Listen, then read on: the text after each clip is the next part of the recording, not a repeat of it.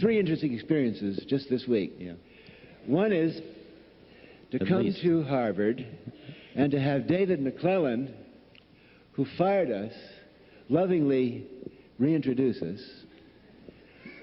Then last week, the publicist for my book said, listen, it would be wonderful if we could get a review of your book from the Prison Wardens magazine. And I said, is there such a thing? So I called Sacramento State Capitol and said, where's Ray Procunier now, who is the Director of Corrections for the state of California? He ran 20 prisons, 18 of which I was fortunate enough to inhabit. And, I finally tracked him down. He's now the Commissioner of Corrections for the state of Virginia. So I called him. When he got on the phone, he said, Timmy, my boy.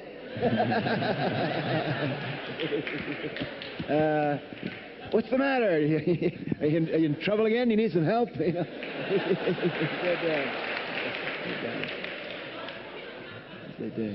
You're the favorite prisoner that ever escaped from my prison. I said, well, look, Ray, I need a blurb for my book.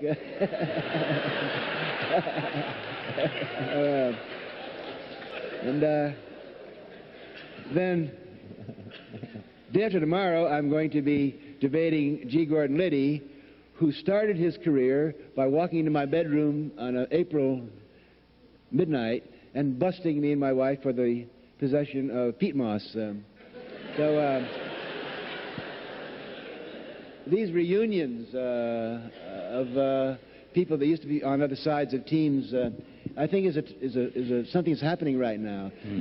Not just in my life or in your life, but I think we all are getting that feeling that it's time to get it together and move on. We are literally at a position where collectively, working in harmony, we can do most of the things that and take the responsibilities which in the past have been attributed to the great deities of the past. I think the golden age is ahead. It's the golden age of humanist science, humanist technology, pagan science, pagan technology, high tech, high touch. There's in every field there's I think you could float through all those impressive list of places in which there were breakthroughs, one after another, and flip planes that fast, you know, because you rest nowhere. And so if from that place, it all is this incredibly creative act, and you can do anything and you can play any way you want to. But the place we share is the place that stands nowhere. Not the place that's caught in these spirals that involve intellectual advance or now we know it, so on. That's all like little ripples on the ocean. Or another way to put it,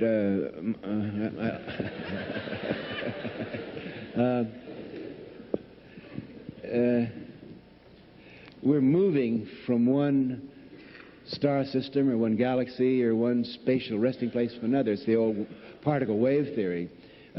We jump the void, and when we're in that void, we're together, and we may land on different planets, different lobes of the brain. There's no getting away from the fact that it's all on-off, void structure, form structure. Atomic physics tells us that. The brain works that way, so that... am I more interested in the many landing places and you more in the void? I don't think so. No. I don't think so. I think we're just sharing an ecstatic delight in the uniquenesses of the way the form manifests. I mean, I'm really an appreciator of the way you are manifesting this lifetime, and you of me. And in a way, it's because we rest in the place behind that. If we're busy being you and me, it gets a little, it's exciting. And I don't want to be not you and me, but I don't want to be only you and me. Okay, that's all. I think we've escaped that trap. I think we do most of the time. I know nothing about the future. On the other hand, there are very fascinating differences between us. And to say this is not to make invidious, that's the glory and the wonder of it.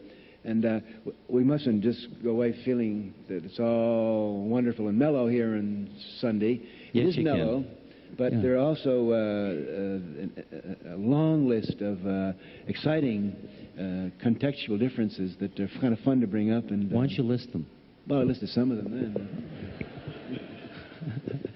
I'll tell you, for example. Give me a whole list. I'll tell you, for example, when Richard uses words like God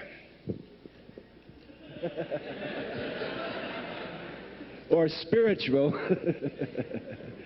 and occasionally you call upon the name of Christ, wow, that's... The great way is not that's difficult. Far out. The great way is not difficult for those who have no preferences. They have the form and the formless. You know? But yet the words do have semantic meaning. And as I said in the beginning... The fact that you're reacting to those is your problem. It's your attachment. I use God the way I use it. Why should that upset you? It's none of your business what words I use to talk about what model. They're just scenarios. It's like Walter Cronkite saying that's the way it is tonight. That's just the way Walter Cronkite thinks it is tonight. But I also think of the semantic meaning to other people. Yeah, what the word God would mean or the word Christ would mean. I think it means a mystery, a doorway to an unknown, an unnameless Yahweh,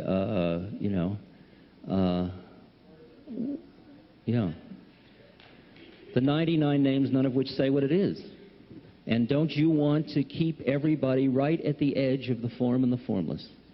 Because that's where the ultimate act of creation is.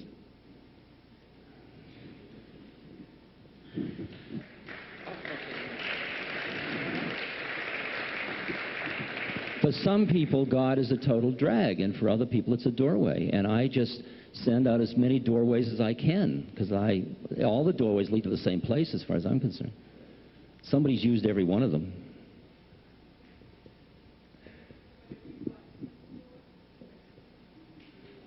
I think that it's our duty as explorers and as frontier scouts for our species to invent new terminology. We don't say, well, I went out in the spaceship and I climbed the mountain and I went over the hill and I found this incredibly new terrain and I'm going to call it God.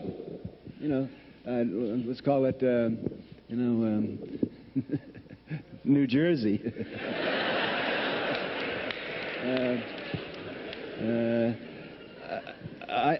I really feel that words are tremendously important, and when I give college lectures to young people, I say, we've got to develop a new terminology. We simply can't use the language that has been around for 3,000 or 4,000 years because more people have been killed in the name of God than any other word around. How many have been about to be killed by science?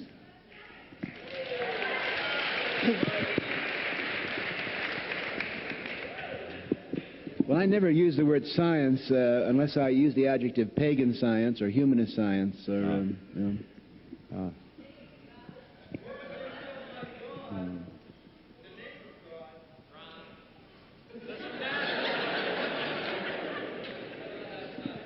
It's like a symphony orchestra out here of images. Did you finish that? I didn't hear that one. Question over here. Yes, I was wondering, it's addressed to both of you. Would you care to make any specific predictions? There seems to be a regrouping that took place in the late 70s, and there are many similarities, to me at least, between, let's say, 1963 and 1983. Would you care to make any predictions on the remainder of the 80s? Which groupings do you have in mind? Anyone.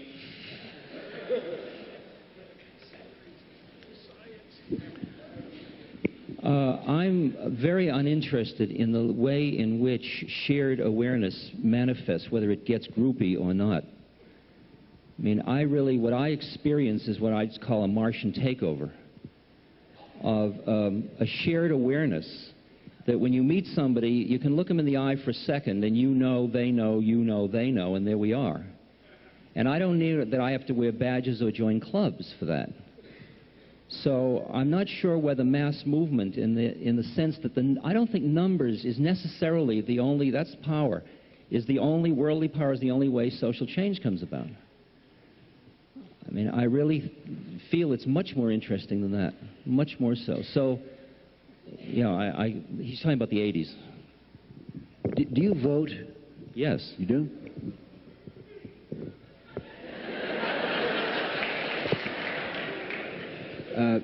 I would love to vote. I would love to vote. You can't. You're an ex-criminal, aren't you? Or something? No, I think I can vote. Yeah, well, why don't you? Matter of fact, yeah. Well, I haven't been excited about the choices. No, I haven't either. And I felt that not voting... I don't think the political arena is where social change occurs. Yeah. It follows. It always comes later. Mm-hmm. They're just reactive. They got pollsters in the White House. I mean, there's the sole man in the Oval Office reading his polls to decide how to think, which is great from our point of view. We do have an actor. We have just what we wanted. All we have to do is accept the responsibility for the programming.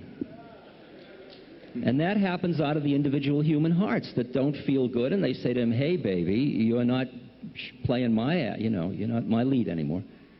And it moves.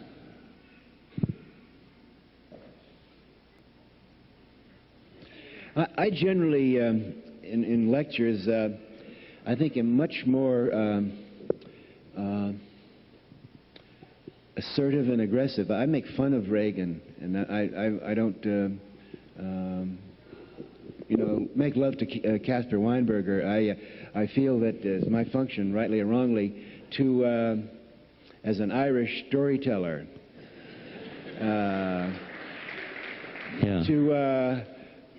to play that role of making fun. A storyteller lives in the world of good and evil. Yeah, of good and evil. Yeah. But you and I both can play in the world of good and evil without getting caught in righteousness. Yeah.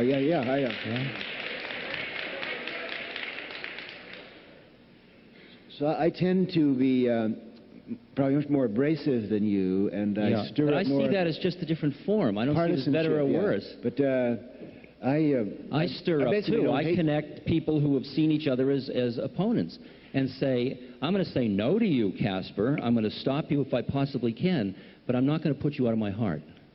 And that means something. That's opening a gate that's been closed for too damn long. I agree with that.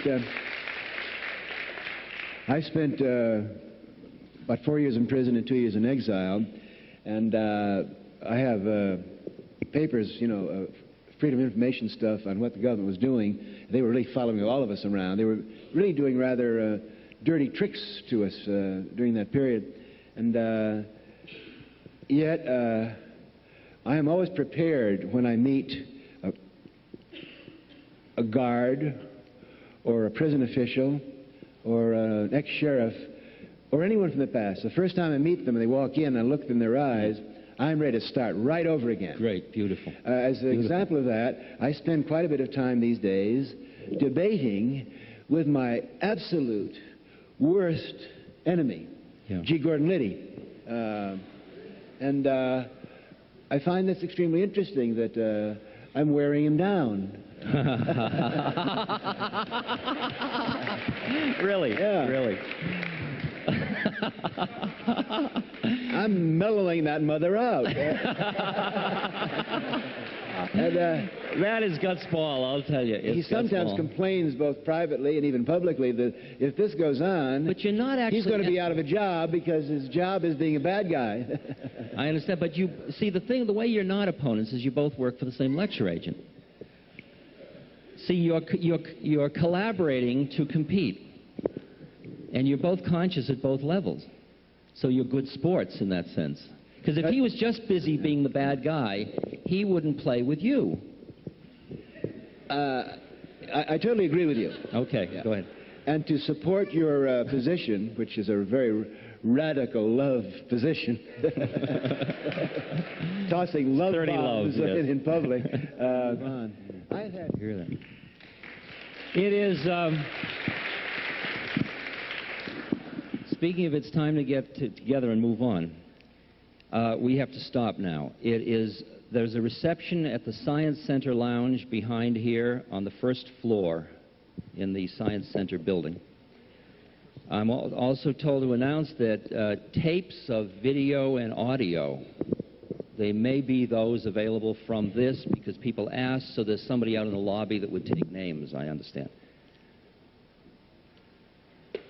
That's my part. I think it was great.